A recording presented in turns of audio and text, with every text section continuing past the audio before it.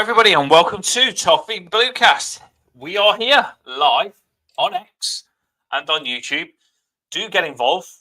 If you haven't already, do it early. Hit that like, hit that subscribe, and get behind the channel and put us about so we can get more Evertonians in the comments and having a little listen in. Paul, how are we doing? You right? Yeah, not too bad. It's been an interesting few days. It was actually quite a relaxing weekend because we'd played on the Thursday. I don't know about anyone else, but the weekend was just kind of breeze without any fume. It made a change, so it was good. Yeah, that's been relaxing as well because obviously we did the live show and we went live to talk about would we want David Moyes to be the manager, and live on the show David Moyes was appointed the manager. And since then we've had the David Moyes interview, and we've got to have the actual interview from David Moyes to listen to what we're going to get and see how it feels to have him back at Everton. How did you feel? I know there's been a big reaction all over everywhere on the press conference and his little talk about being back at Everton. How did you feel listening to it? Well, we had the show, didn't we? We had the show on the Friday, I think, where the group of us chatted about how we felt about Moyes coming back, and I started off at kind of a sort of a 50-60%. I was kind of a little bit kind of happy about it and not that impressed by it. But then as the days went on, and even by the end of our show, my kind of enthusiasm about it has grown. And then he had his presser yesterday, was it? I think it was.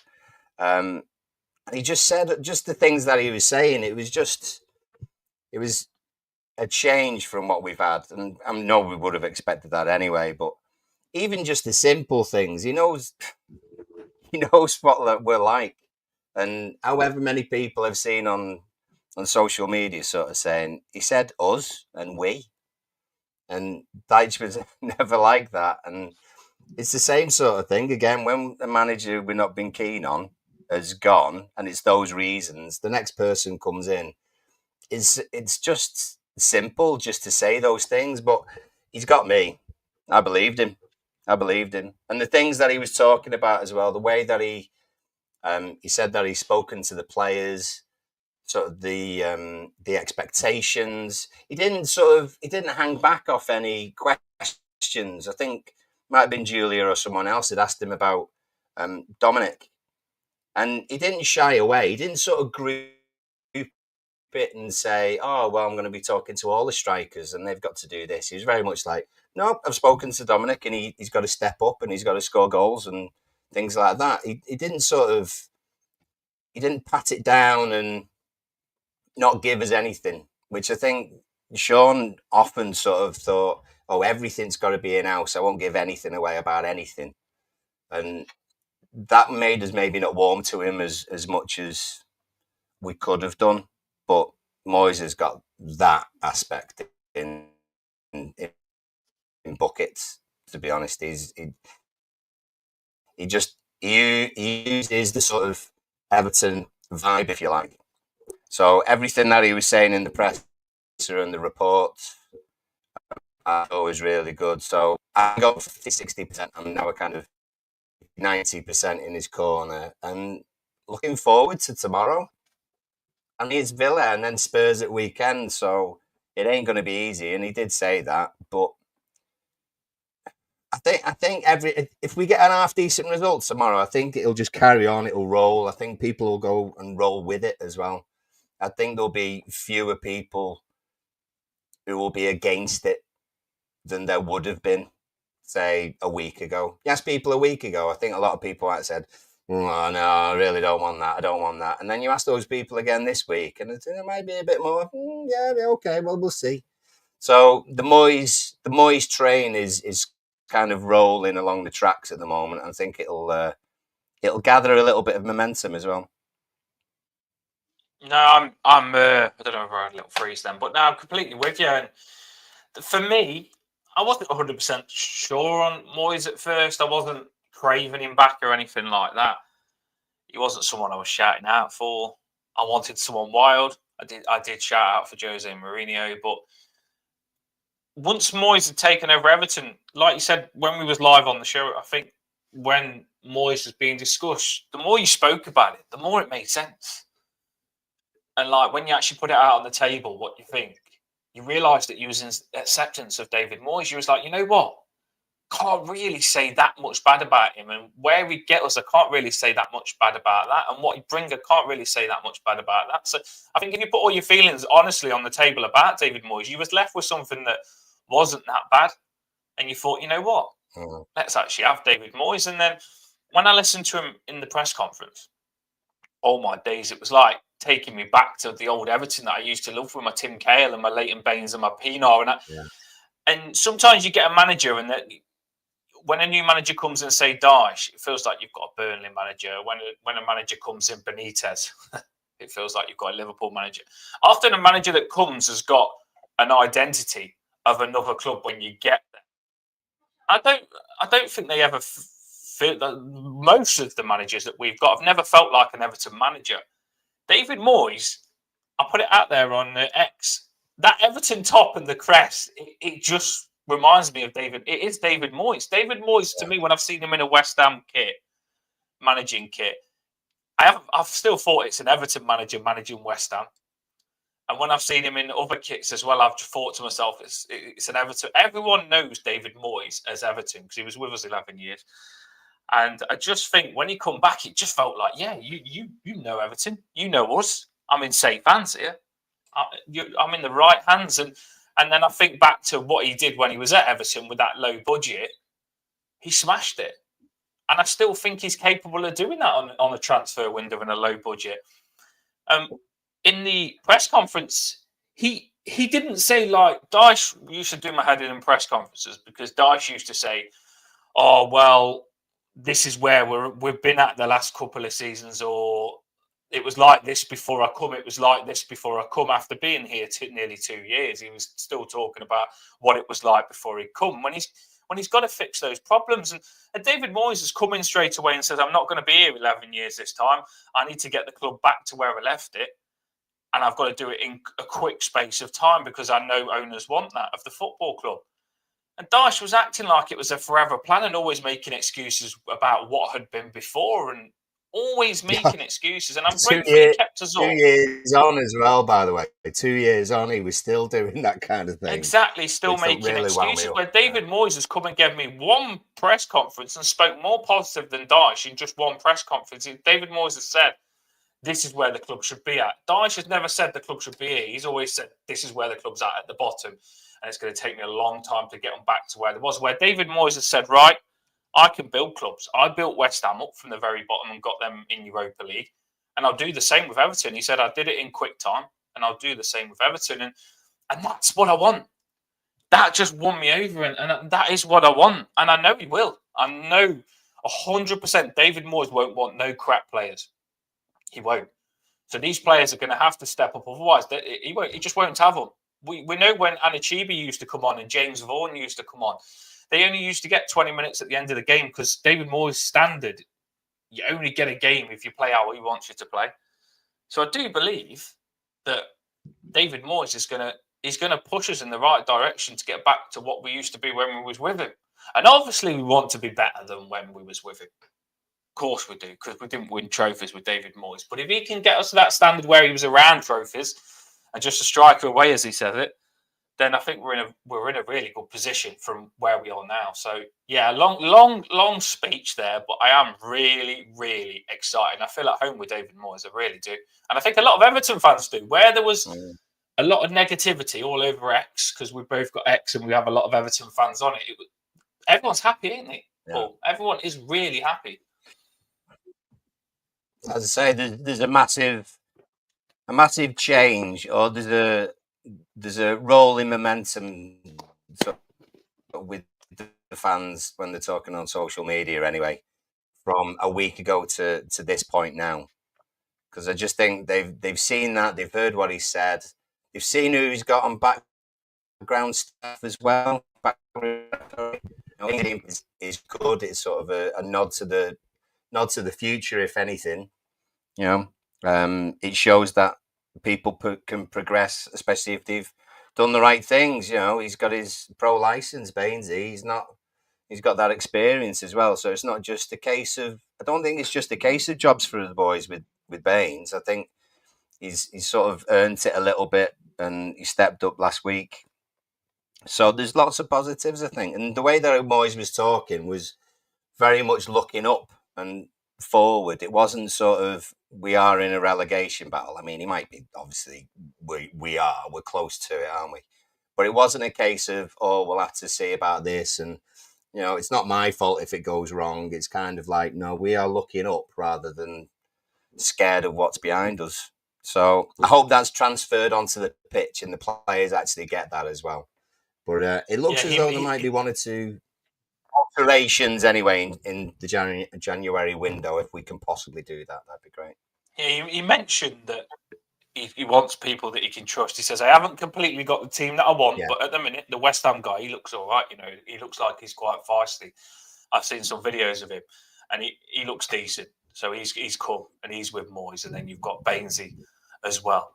And he said, I need people that he can trust and that know his philosophy, that know Moyes' ways and stuff. And I think because Baines has been under David Moyes for so long, Moyes knows that Baines is going to put out his ways as well. So he's going to be a good man to learn these players the David Moyes way. And I think he'll be a good appointment. Really interested also that Moyes said, I've got some plans for next season, but I'm not going to reveal what they are, but I've got a few weapons for next season. That got me really interested. He's like, I can't do them this season because we just need to make sure we save, but I've got some plans next season. He also said, I'm going to bring my own set piece coach. He looked like he was a man with a plan. And I tell you something, he looked like he's hungry and really excited to do well. And I'm excited to see what he's going to do. But it's all good. He said all the right stuff, people. He said all the right stuff. And like Paul's just said now, he's got to back it up. He's just got to back it up. And we've got to get behind him to back it up. And if we do have a bad game and we don't win straight away, stick behind David Moyes, I'm telling you, because I feel we need him and he needs us. So let's do so, people. I can see you in the comments. Everyone get involved in the comments. We want loads of comments throughout the show. What we do is we look at both teams' form. Then we'll do a lineup prediction. Me and Paul will. We want you to give us your lineup prediction. Then we finish with a score prediction. So cracking little bit of fun. Normally we have an opposition fan on, but this one didn't get back to me. So we've actually not got one on for once. So I'm going to chuck on the screen. It's Everton v Aston Villa. And I put on the cover, I know Irobunum isn't going to play, but I put him on because he used to be Aston Villa. Ashley Young obviously used to be Aston Villa. Amadou Onana used to be Everton and is now Aston Villa. And Digne used to be Everton, now Aston Villa. So there's a couple of clashes there, Paul, isn't there? Yeah, definitely. There's nice little crossovers. To be fair, shame Tim's not back. Right. Actually, he would have really enjoyed playing in this one, I think. Yeah, I'm looking forward to him back. But one player that is back is James Garner, which should be a breath of fresh air. Proper David Moyes player that I said to you last show. Right, Paul, talk to me. Aston Villa's results there I've got for you. Well, not as I mean, they're obviously doing great. I mean, their defeats on there are against sides who are having a good run of it, really. Obviously the Liverpool, the Chelsea. Forest, who are beating Liverpool tonight, still 1-0 as well.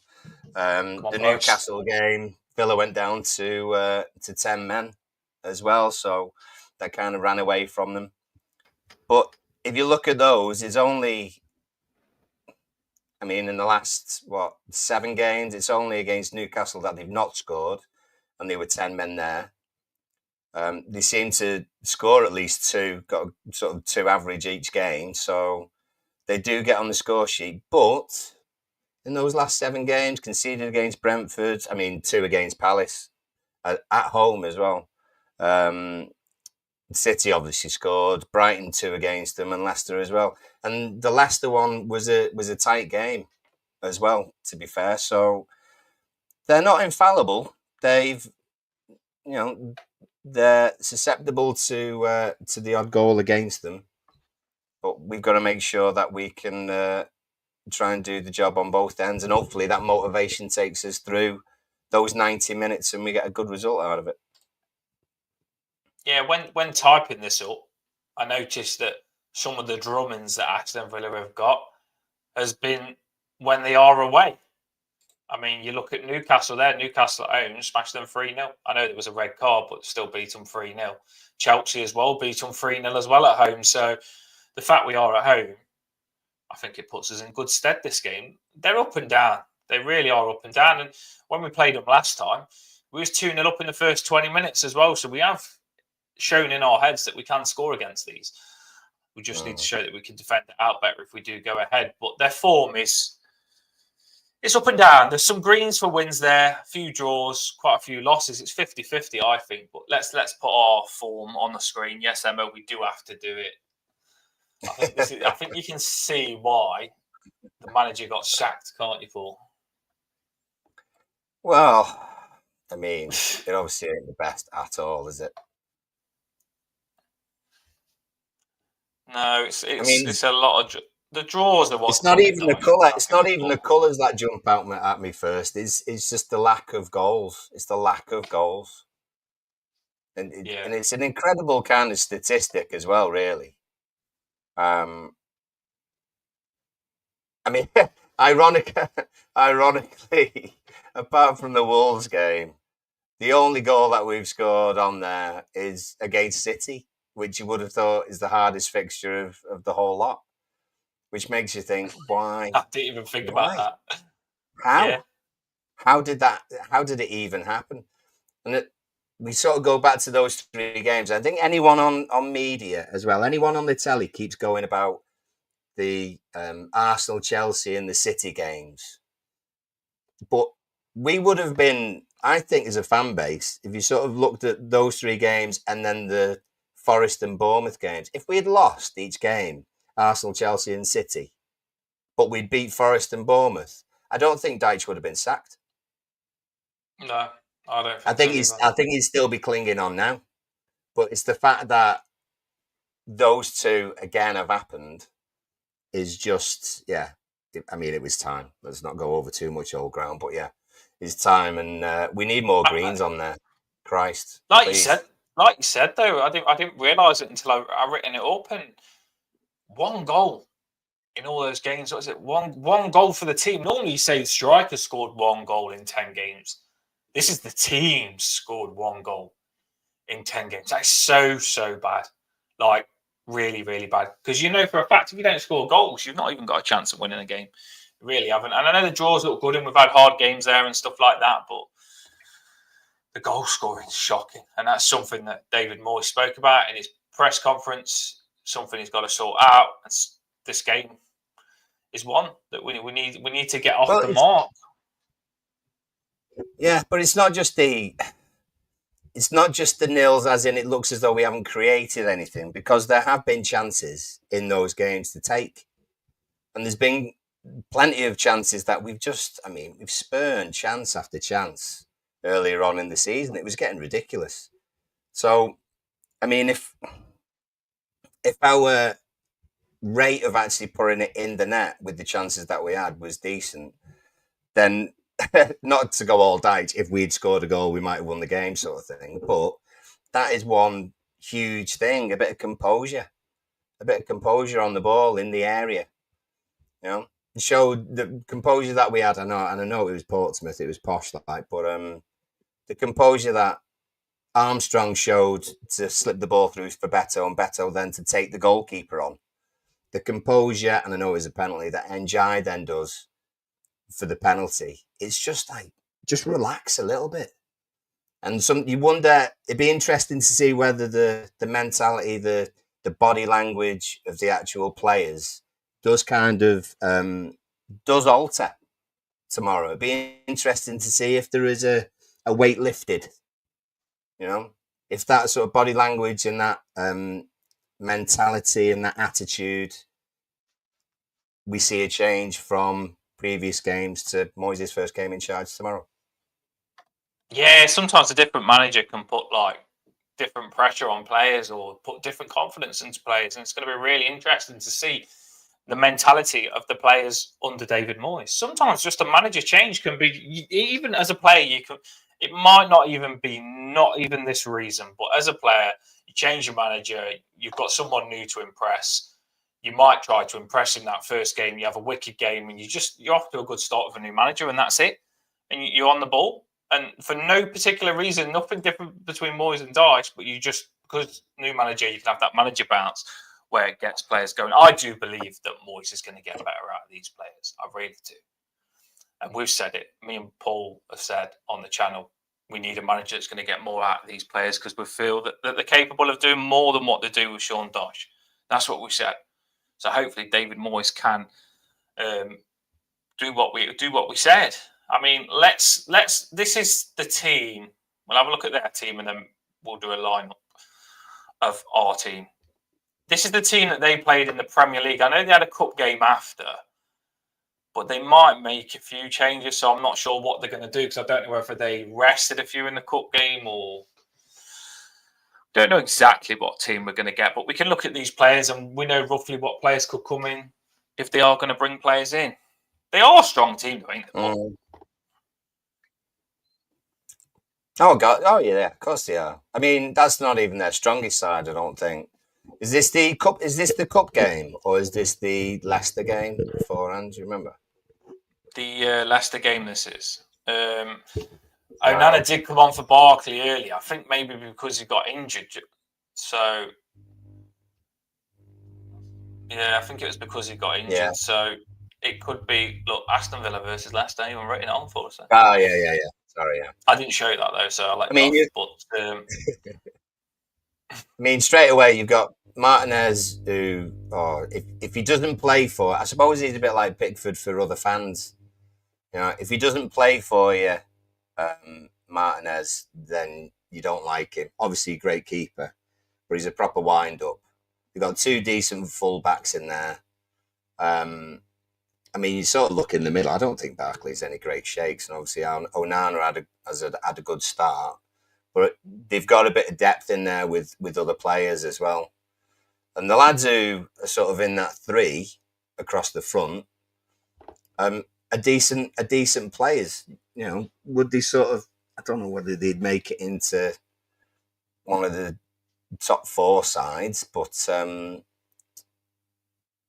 they seem to have had a resurgence, one that we want. So players like McGinn, Tielemans, you know, was out the side not really playing a year ago, 18 months ago, but now he seems to be in there quite a lot, a bit of a mainstay. So, and Bailey as well. Bailey only used to score against us, I think, or the odd goal, but now he's playing more and more and scored at the weekend. He scored at the weekend, I think. So these lads have got a resurgence, and that's where we want to be, really. Where would you say we could hurt them looking at a team, Paul? Well, probably the better question is what is their weakest area, not whether we can hurt them. You know, with what we've got, I'm not too sure. Their weakest area. I mean, on that you would kind of look at Mings, wouldn't you? Because he's got previous. But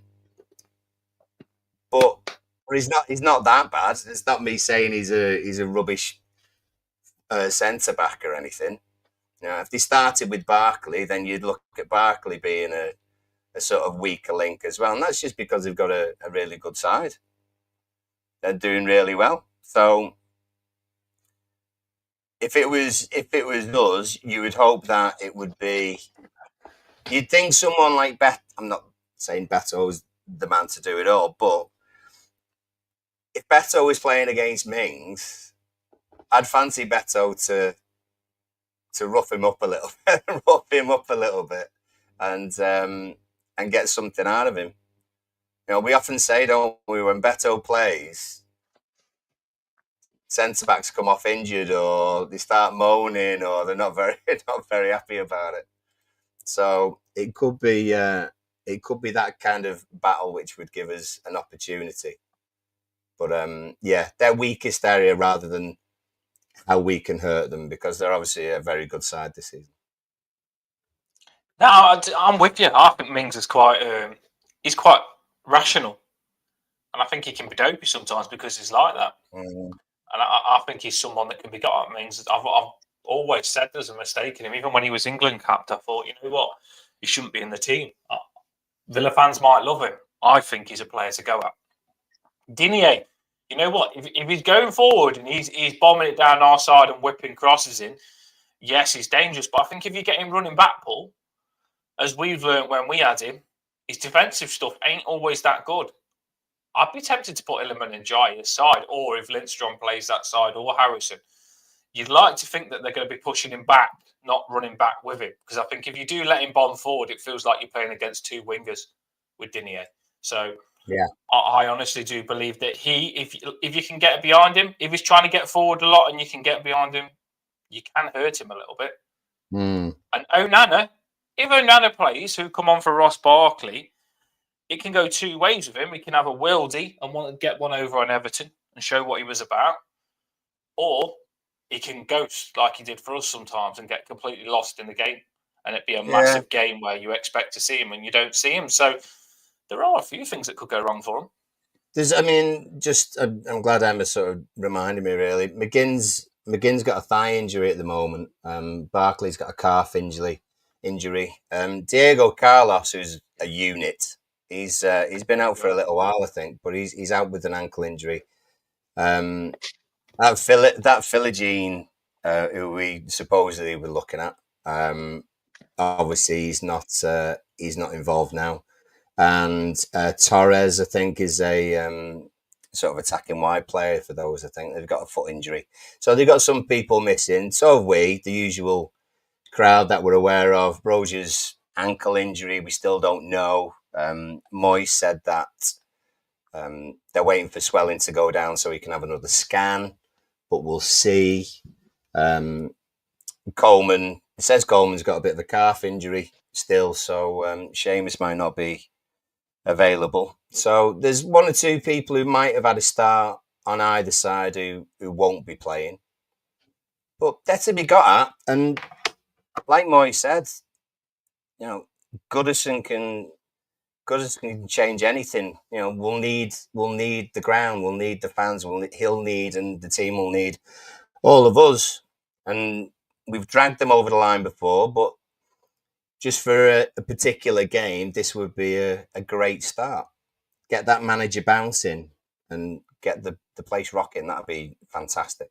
Really good. Lily says in the comments there, hey Lily, said, yeah, I got the Emma says to her in the comments, love that you're all interacting. We love that. Bringing the Everton fans together.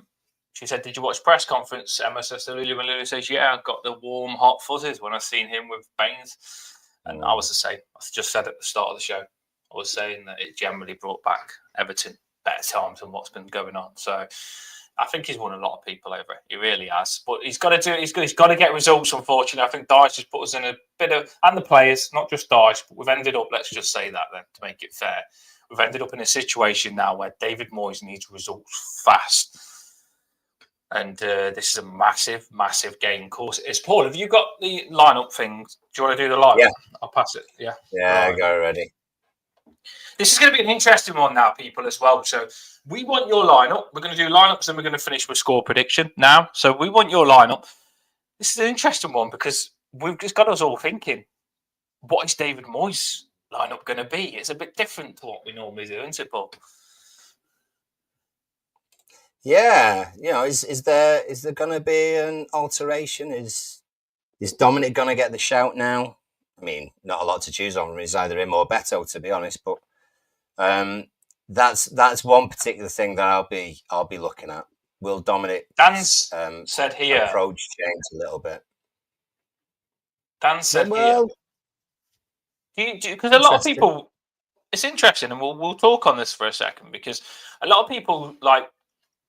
The old David Moyes way that we had was this formation, the 4-2-3-1. That was the legendary David Moyes formation, which you completely expect from David Moyes. But he did sometimes for West Ham do the three centre backs, so he has grown into that formation. So it is possible that he could do it. And last game, like Paul mentioned earlier on, we did have a bit of possession with the three centre-backs. So it's going to be interesting.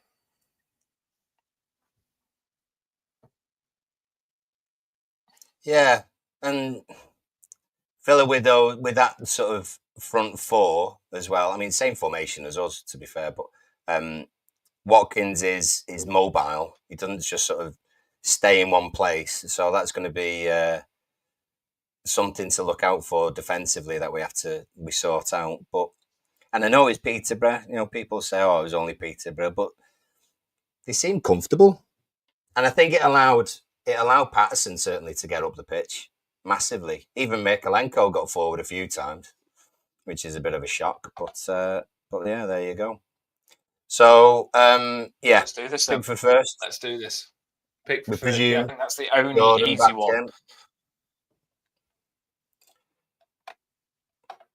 Today about there was talk today about Virginia sort of, I don't know, well, it's all January nonsense, isn't it? But Virginia sort of looking at his options, seeing if there's a possible move and things like that, which is a shame because I like Virginia, but he's always going to play second fiddle to Pickford, so it'll be interesting to see what happens with that, really.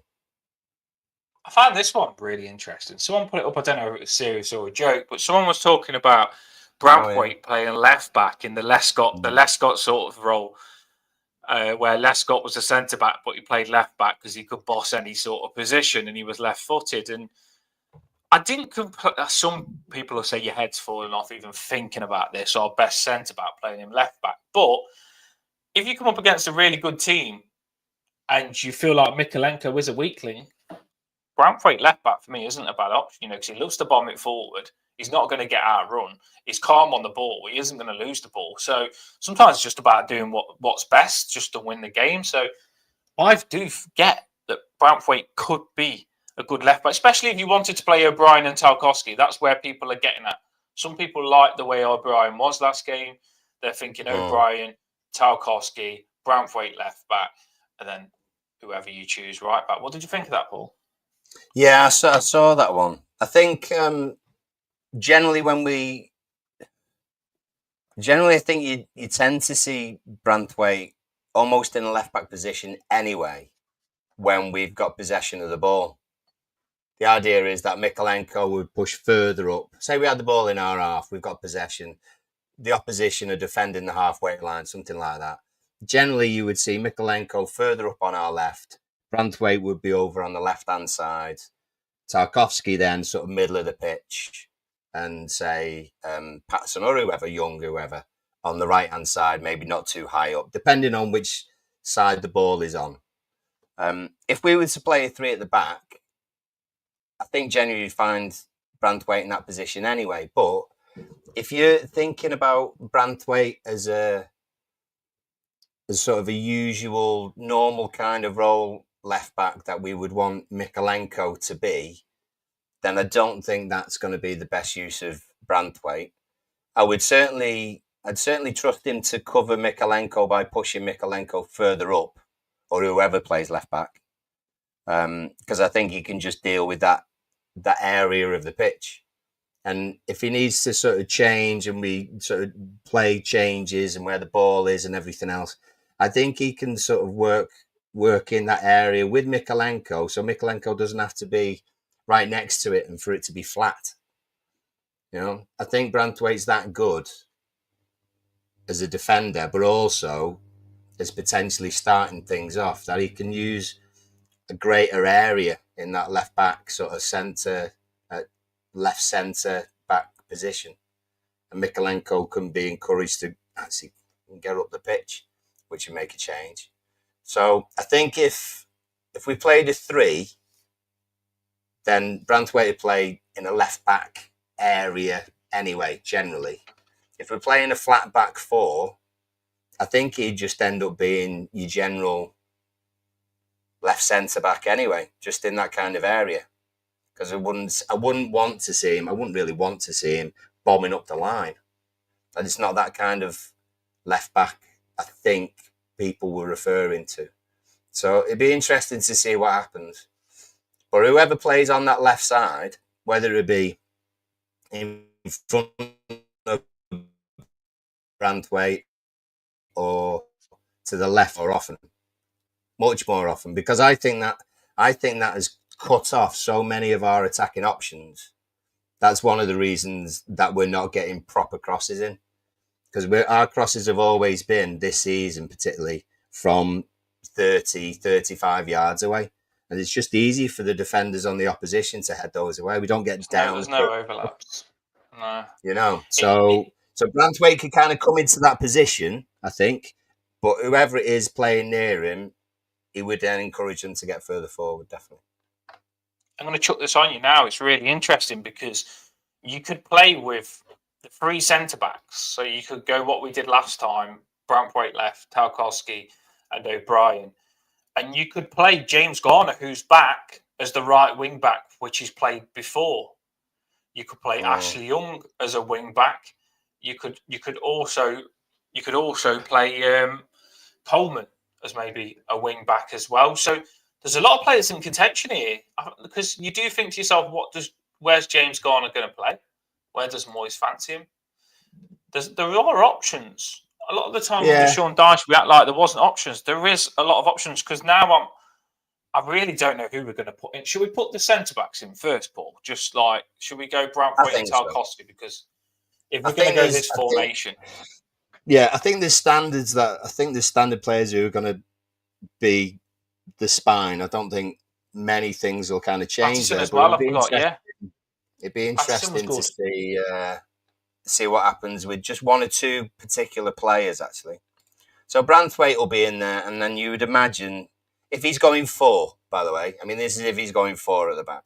Tarkowski, you would imagine, would be in there as well. So it'd be those two.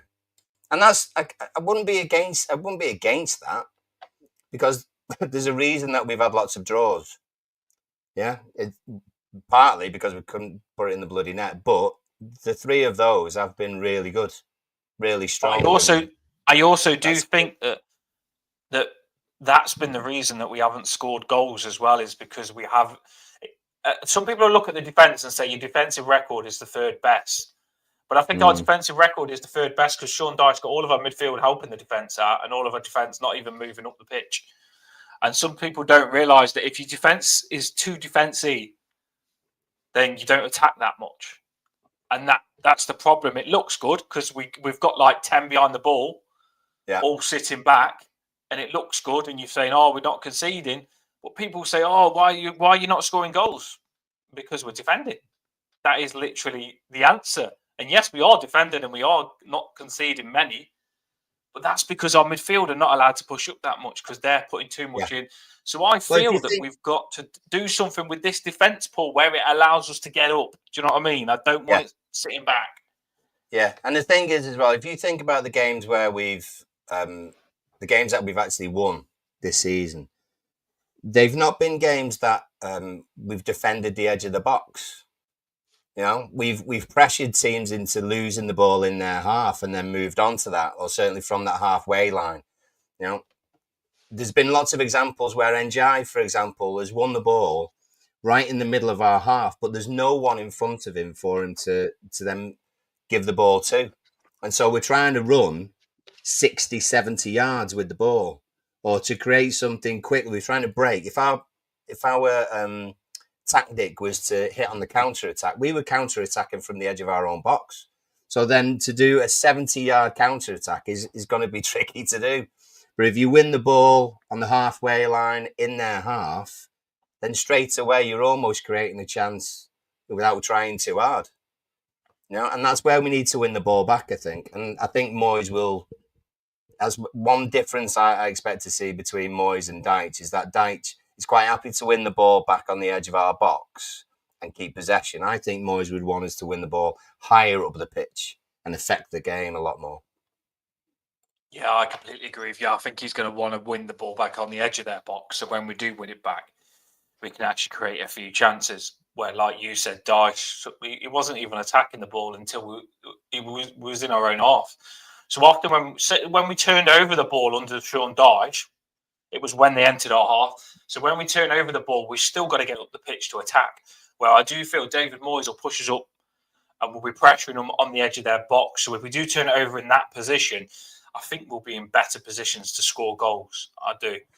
I took that one on while you was talking. I don't think the defence is as good as we make out. Pickford is making a lot of saves. We need to push up to take the pressure. I completely agree. That's exactly what I was just saying to Paul. Yes, it looks good when you see we've had all these clean sheets, but then when you think of how many saves Pickford's had to make and how many times our midfielders have had to get back and save everyone, blocks, this, that, and the other, it's not as good as you think. We need to take the pressure off the defence, and that's by pushing up, I feel. They always say, and it's true, the best form of defence is attack. You don't want to be sitting back defending all game because you want those defenders to be on the halfway line. You don't need to defend when you're on the halfway line and we're attacking. So we need to figure out a way to attack more. And let's see if me and Paul can do this.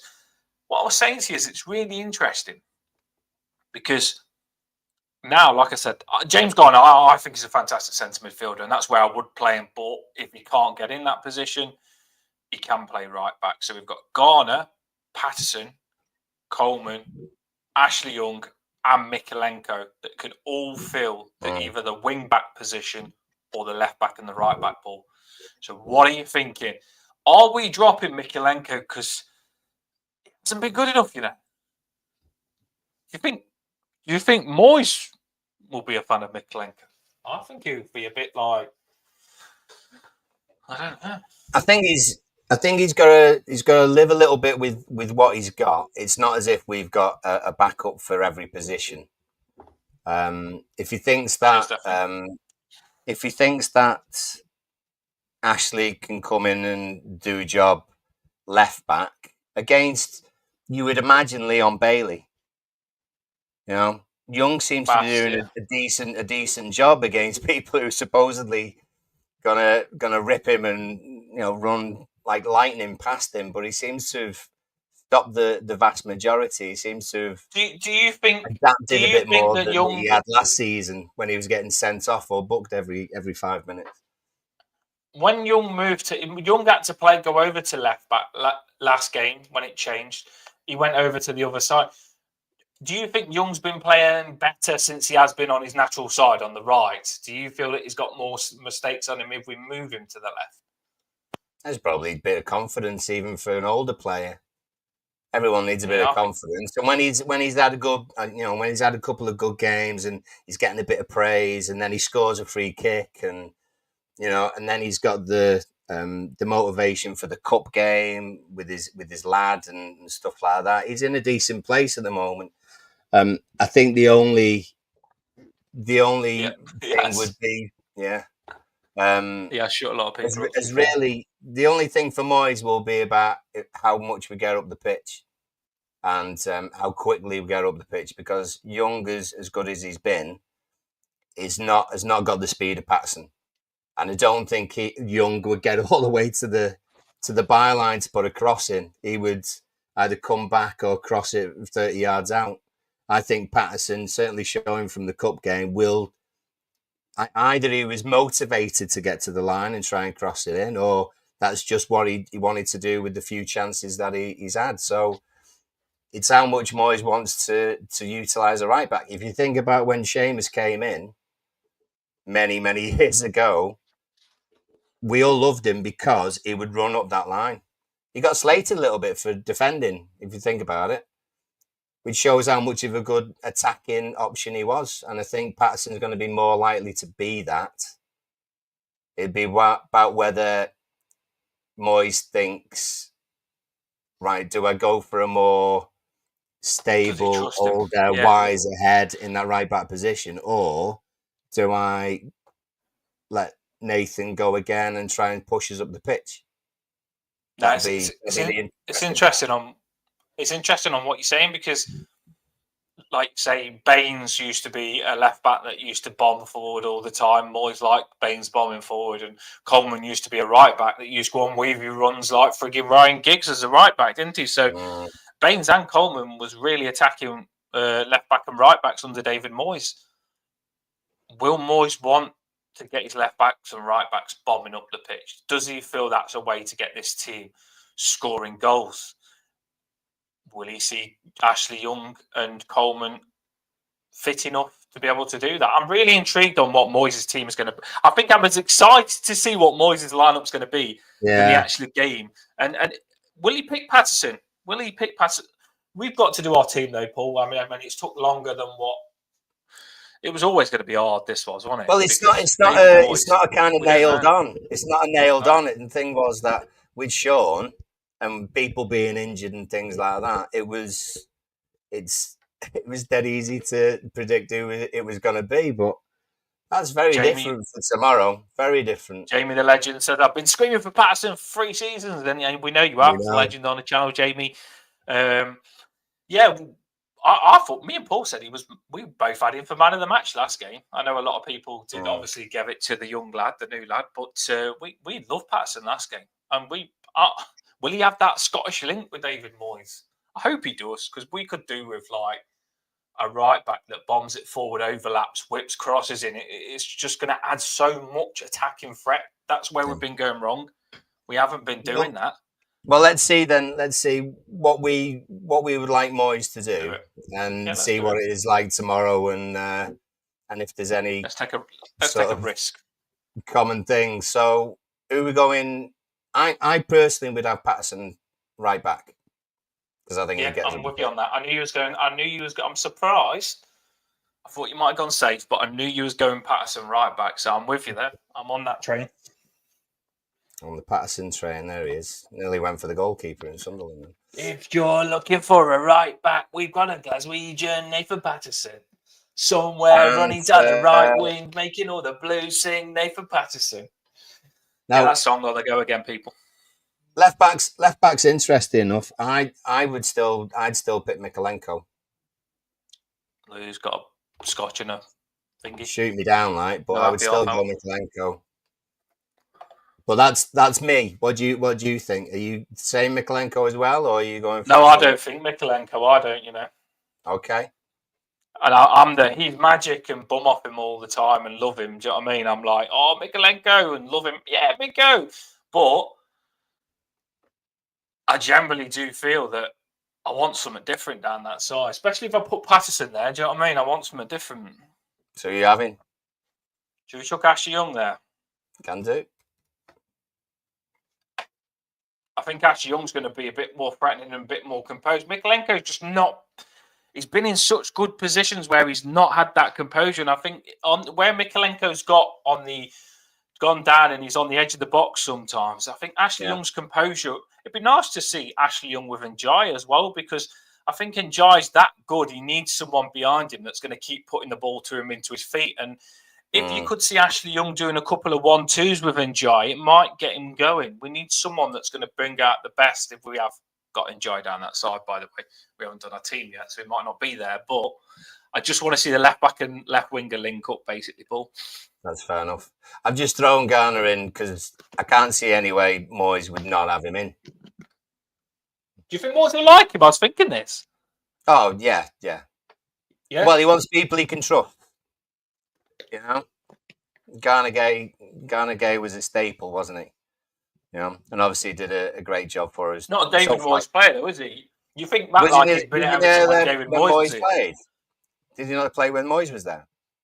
I don't think so. Ah, well, there you go. Well, I still think he'll get his shoe in. I think it's Garner alongside either. Well, I'd say Mangala, because James Garner isn't quite there yet, and Tim's out. So I think that part sort of James Garner's available, bench. I think he'll play. I think he'll be like. I think he'll come straight in. There's no grass anymore, There's no grass anymore. Oh, can't we say he's on the grass anymore? No, you can't say he's on the grass. That's what I'm saying. There's no grass anymore. So the fact that James Garner's actually back might mean that there's no grass. He might not have to get through the grass phase, Paul. So James Garner could just be available. I like that on the grass anymore. I like that phrase. It cuts out a month. The grass is gone. The grass is gone, mate. So. Oh man. I think Mangala will. David Moyes should like Mangala as well, wouldn't he? I think. I don't know. I'm intrigued. Yeah. Well, I'm intrigued on this. Well, I would say, Mangala's been doing really well, so I would, straight away, put Mangala in anyway. Do you want me to change Garner Gay?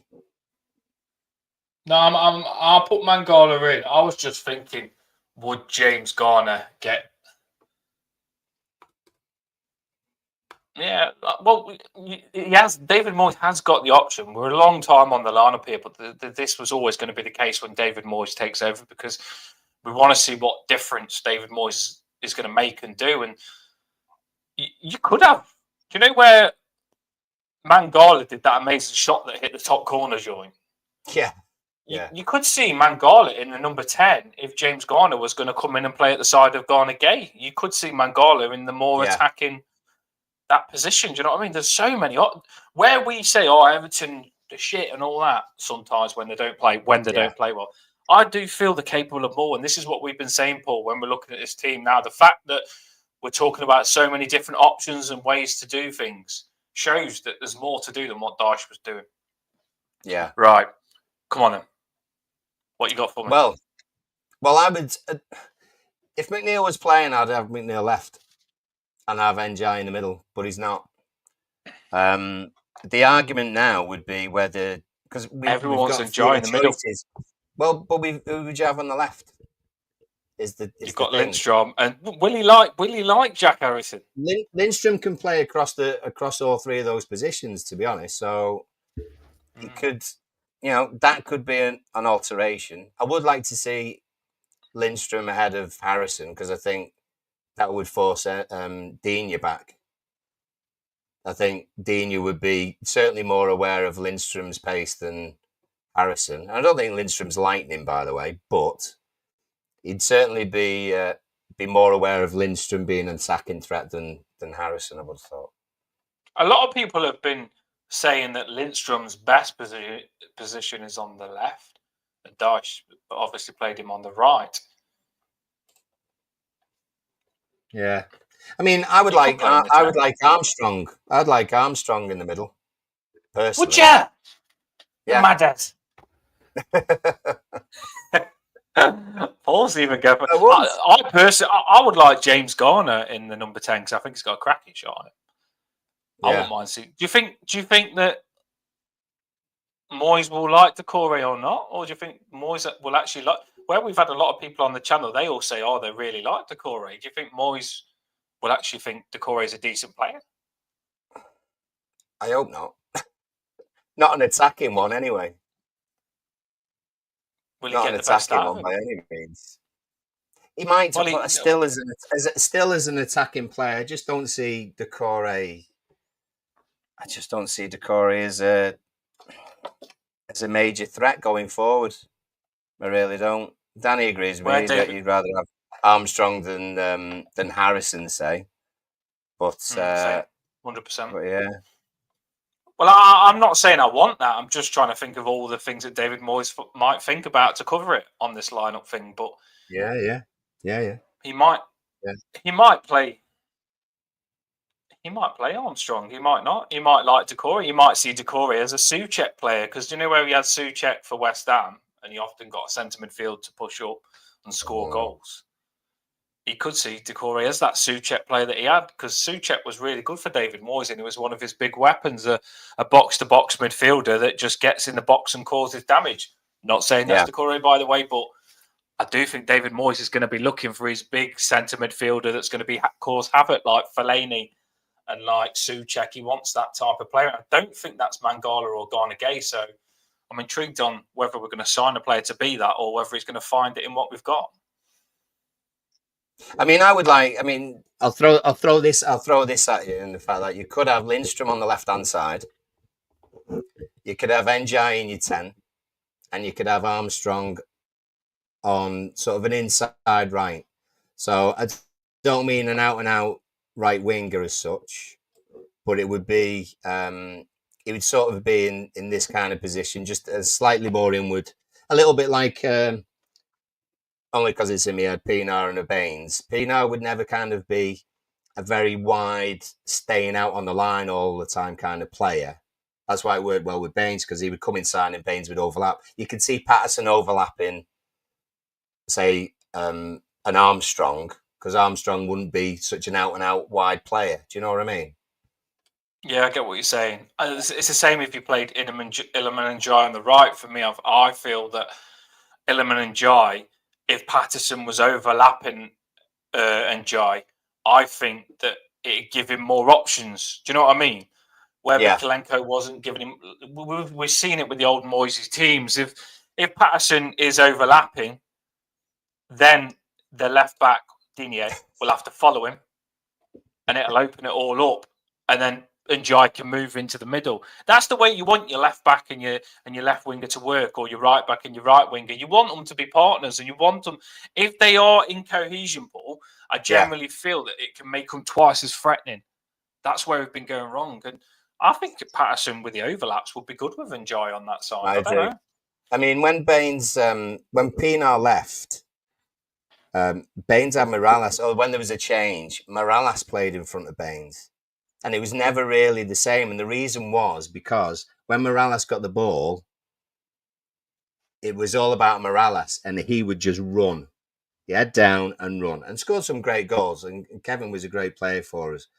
However, he would never kind of link with whoever the fullback was behind him. He wouldn't really link with anyone else. It would be very much head down, and he'd run.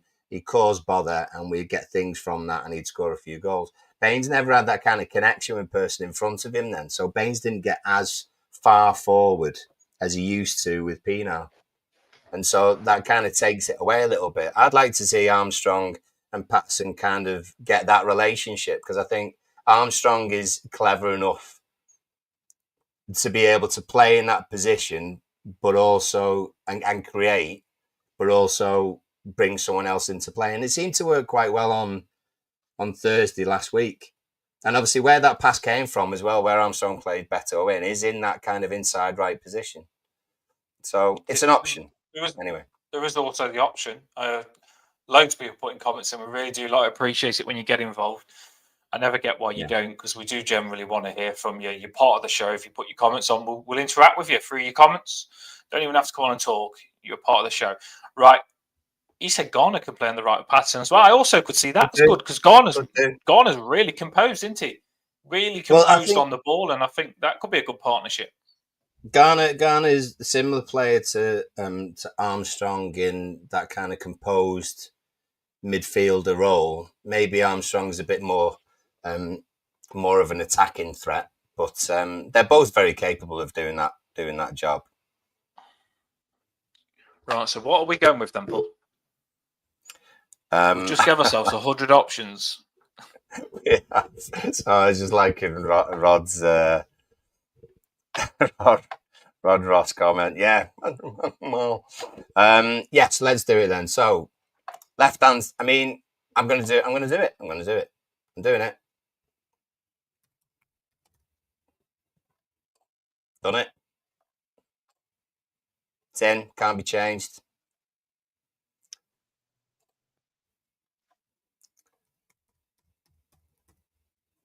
Sorry, Dan.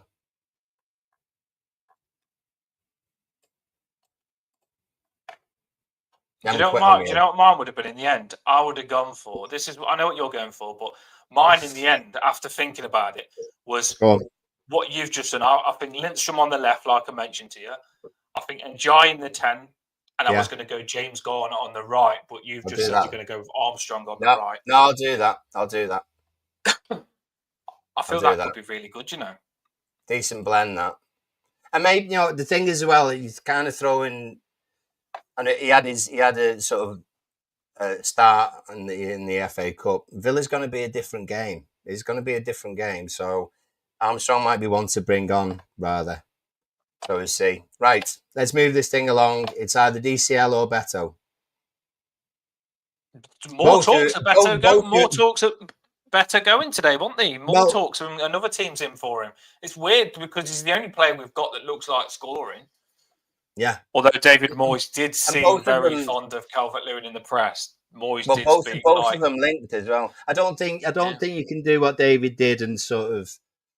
He was asked about DCL, by the way. It wasn't that he picked him out by himself. He was asked about Dominic, and he said that. But to say that and say, right, well, you've got to score the goals on the pitch. You've got to give them the opportunity to do it. So I would imagine Dominic will be the one. I don't know what you think.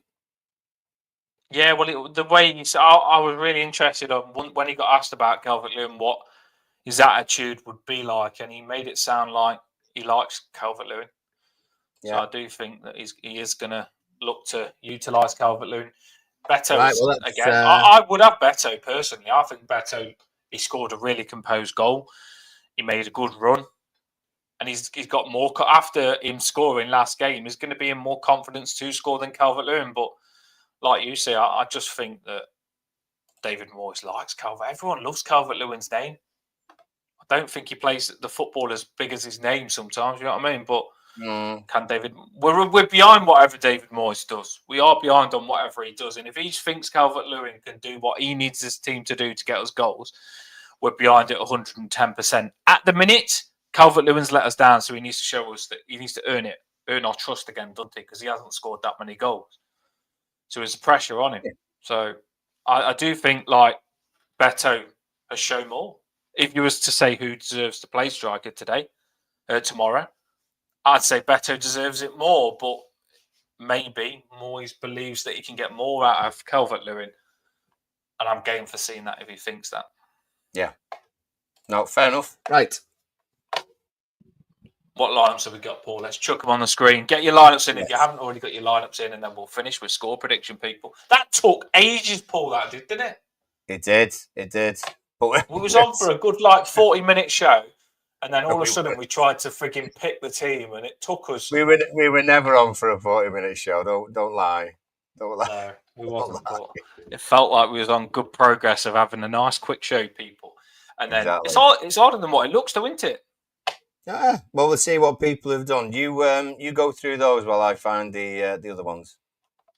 My team this is Paul's. He's gone for Pickford, Patterson, Tarkowski, Branthwaite, Young, Mangala, Lindstrom, and Jai. Dukes dropping back in the defence role as a free, and then he's going for 10, and then DCL. So 3 centre midfielders and then a 10 DCL. So yeah, I like that one, Paul. To be fair, I do. So he likes the wing backs, the 5-1-3-1. So he's gone pick for Patso, Young, Mangala. Yeah, I don't mind it. I've already nearly got Paul doing the 3 centre backs on this one. I think he will do what he done against Lescott. Well, yeah, it could happen. That's what Dan said. So he'll go Branthwaite as a left back, O'Brien in. So it's a distinct possibility. Get your teams in, people, and then we'll finish with your favourite part, the score prediction. Solid team that we've got there. Some people are saying that James Garner won't start. It's too early, and I completely get that. If he doesn't, maybe try and Jai on the right and Armstrong in the number 10. Who knows? There you go. I'm just making sure that I haven't missed any. People are throwing their score predictions on. Yeah, Toffee Pezza as well. Good to have you.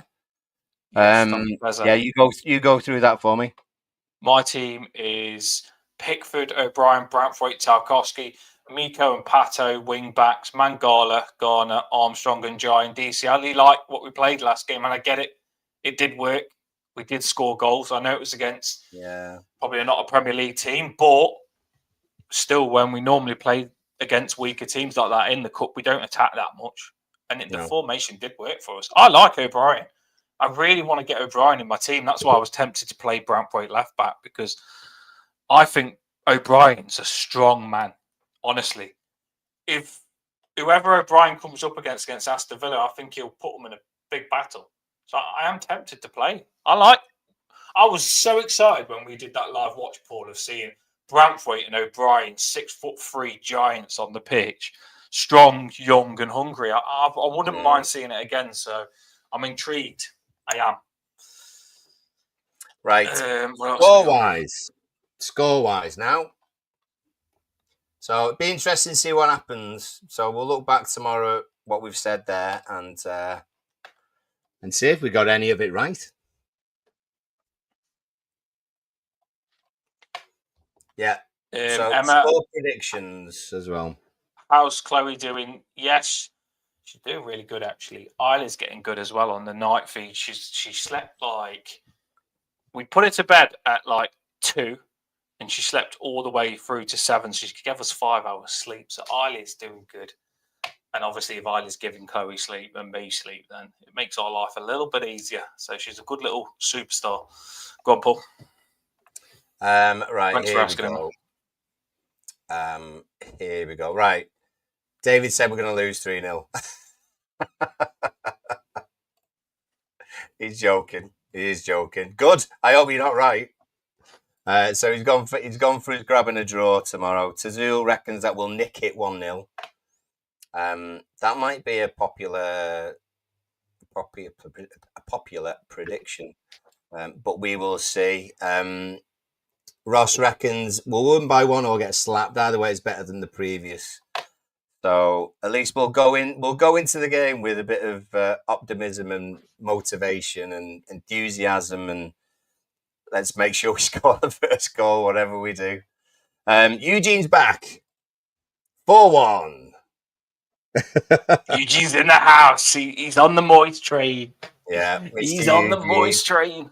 Not only 4-1, DCL hat-trick and NGI, standard. It will happen one day. Could it be tomorrow? Tani reckons that we're gonna grab a draw as well. Let's see. Oh, go on. There you go. Message from Chloe as well. Toffee Paiser reckons that we're winning 2-0 on the march with Moyes' army. All them songs that we had. We can bring out all them songs again.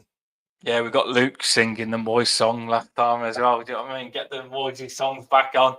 The atmosphere. I've seen a lot of people saying they're not going to another game under Sean Dyche. And since Moyes is back, a lot of people have got tickets just because Moyes is back, you know. Yeah. Obviously, the stadium's always full anyway, but because we're the best fans ever, the stadium's always jam-packed. But there's a lot of people that want to be at this game, you know. It's going to be electric. It is going to be electric. Well, it will be with this scoreline, 5-1. There you go. And Nana scores for them. And then Axel, Big and RC, and then we put 5 past them. Branthwaite and Jai with 2, DCL with 2. Why not? Could be. Shuts him up cheerleading, doesn't it? You know what I mean? Yeah. Big cheerleading, and then boom. Brio reckons 2-1 win, new manager bounce, always good. Nick reckons that we're going to get a 2-0. See, the optimism, it's oozing. You can feel it now. You can feel it. And we fight with all of our mate. It will be rocking. You're right as well. Lulu's going a 2-1. Christopher is going a 1-1 Mangala. Well. You know what though? Even sort of a 1-1, not a bad result really against a high flying Villa. If we get a draw against Villa and then beat Spurs on the Sunday, bloody hell, we'd take that, wouldn't we? We'd take that. Tazul's getting excited now as well, which is good. So is Emma. So is West Egg and Pause as well. But what are we saying? Do you want me to go first, or are you going to go first? Did you deliberately put them first and then us after, or was that? Did you I didn't do it deliberately. I didn't do it. I knew you didn't. I knew he didn't. I was going to try and con you and get you to finish without giving you a score prediction, and then I was going to.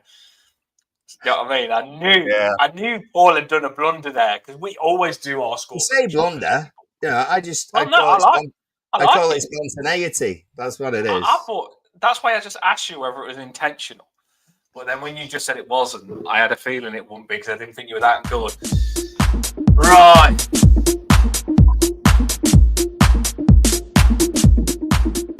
I love you people. Let's do this then. So you've all had your score predictions for us because we care about you that much that Paul put you first before us.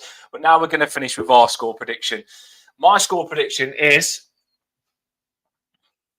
I am going to go for, and by the way, this Villa team is no Mickey Mouse team. You know, they're a good team. I know Moyes is back, and we're all happy and we think, I'm not going to say 10-0 to Everton. I'm not. I am happy, but I'm not that happy. 9. I take it, though. I take it. I'll have it. Drop that if we win 10-0, by the way. I would take that. I want it. But no, I'm going to say, I think 3-1. I'm not going to go to... Well, that's still really good, 3-1 win Everton. Because they've got some good attacking players. They could score. I think if I was to say who scores for them, it could be Bailey, probably. He's a shitbag against us, isn't he? But I generally, I'm looking for us to score goals under Moyes. And I think just him, new manager bounce, all these players, I think they're going to forget about how nervous they are to score and just play the game, impress the manager, and score. And we're all going to say David Moyes is the answer. It's massive if we win this with David Moyes, though, because the bounce, let's just keep the bounce going. Do you know what I mean? Beat these, win the next game as well, and just get away from this bottom zone as soon as possible. But if Moyes comes in now and gets us a couple of goals and a win, he'll look like he's the man, and we want it. So my goal scorer for us, because I just forgot, like you forgot, for us, I'm going to go for Njai, Lindstrom, and Calvert-Lewin because we started him. But I still want Beto to start over Calvert-Lewin a little bit. But I'm behind Calvert-Lewin if he starts. So that's mine. 3-1, Njai, Lindstrom. We're all hoping, and I've seen it all the time, and I'm pretty sure you've seen it, Paul, that everyone's turning players into David Moyes players. So, like, all of a sudden, Lindstrom is Kevin Morales. And freaking Calvert-Lewin is Andy Johnson. Not Andy Johnson. Garner Gay is freaking... Who would you say Garner Gay? Garner Gay is Manuel Fernandez. No, Garner Gay would be Carsley. Lee Carsley. Lee Carsley. Who would Mangala be? Mangala would be kind of a James McCarthy. Maybe a... I don't know. Good question. An Osman? A Leon? No, probably a bit stronger than Leon, but... Decore is Osman. Decore is not Osman. Decore is an Osman. Decore is Fellaini. That's what Decore is. Patterson is new Colburn. Ashley Young is... No, he ain't Leighton Baines, is he? Oh, man, it's only a bit. Leighton Baines. Branthwaite. Who's Branthwaite? Branthwaite is Stones. Did Stones Moyes? He bought Stones, didn't he? I don't know. I can't He remember. He kind of came through via Martinez, I thought, but I thought he brought Stones in. I might have got that wrong, but who else would he be then? Les Scott. I'm pretty sure Stones was like when I think I got Stone's signature when he first arrived, and he was with Lukaku. He was with Lukaku when I got Stones' signature. Yeah, and because he was with Lukaku, Moyes didn't get Lukaku, which I think he was gutted about. I'm not sure. Tarkov is Phil Jaggi. Stones, but maybe Branthwaite would be either Jags for pause or Les Scott. Could be a Les Scott. Jagielka is Tarkovsky, isn't he? With the tackles, sliding tackles. Beto. Beto is Joe, isn't he? Would you say Beto's Joe? Yes. Oh, what a shout. Beto. What a shout. Beto is Joe. Brozier, I don't know who he is. James Beattie. Oh, I like James Beattie. I saw a message off him on Twitter today. Actually, James Beattie scored a great goal. Actually, Beto would be Victor Anichibi a bit more like. Pause. He's just saying, Victor. Yeah. I was just thinking about that. Anichibi was a beast. Barge his way through. Duke's his big bird. Yeah, Mangala's Gravison. That's it. Mangala's Gravison. Garner Gay could actually be, because Garner Gay was scoring loads last season, Last season, Garnegay was McFadden with his screamers. James McFadden. Hey, Lindstrom could be a McFadden. Lindstrom could be a McFadden. Or a Kevin Kilban. James McFadden. Kilban. I think he's more of a Kilban, isn't he? Everyone just thinks Lindstrom and Morelas because they look similar, don't they? Maybe a little bit. Don't know. Yeah. Well, we'll see. We'll see what Moyes is going to turn. It's like the Power Rangers, isn't it? Morphing these players into Moisey players. You know I mean? It's Moisey time. It's Moisey time, not morphing. It's Moisey time. Moisey time. It's Moisey time. Let's see what Moisey can. When I did that, I felt like Dyche's XG. We can't be doing that. It's morphing time. Different now. Different meaning. Yeah. Pause is asking whether we go on the Bournemouth game. I don't know if Dan will be able to. I will try. And if I do pause, then we will definitely meet up. So we'll keep in touch about that. But we have said that me and Dan will get down to one of the games still this season, without a doubt. We'll definitely do that. And we'll do one or two things while we're there. Yeah. In the future, when Toffee Bluecast gets to where it's destiny, when Toffee Bluecast gets to its destiny, we'll have a Toffee Bluecast event in like a year or 2 years' time, and we'll get some good guests. We'll get Begovic there or someone else. We'll get a few players there. Toffee Bluecast, yeah, that's a good point. Brett Angel, Kurt Angle, Better's Kurt Angle, Better's Booker T. Booker T. Right. No, but yeah, we'll do a Toffee Bluecast event. That would be amazing. Imagine a Toffee Bluecast event where we all just have a good get together with some players there as well. That'd be really good. Yeah. I am going to drop the banner. Pickford is Taz, by the way. He's not Wile E. Coyote. Pickford is Taz, where he just spins around, sticking his tongue out. So yeah, definitely. He's a nutter. Definitely. He is actually a nutter. Pickford's miles better than Tim Howard. I'd say he's more Martin than Tim Howard. I thought Martin was miles better than Tim Howard. Right, dropping that banner, people. Love you all. Tomorrow, we're all so excited. I'm really, really excited about this game. Really, really excited.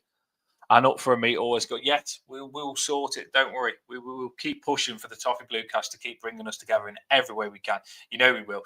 That's what we want to do. We want loads of Everton fans. Bring us together. Let us enjoy Everton and let us have a laugh. See you later, everyone. Have a blessed night. We didn't do happy half hour, but it's been quite happy tonight because David Moyes is back at Everton. Yeah, it's been a happy Everton chat tonight because Moyes do that, by the way. Let's all get behind him. Make sure you do hit that like and subscribe. Get behind us and let us do the best we can do with this channel. See you later, everyone. Have a boss one. And Moyes back, baby.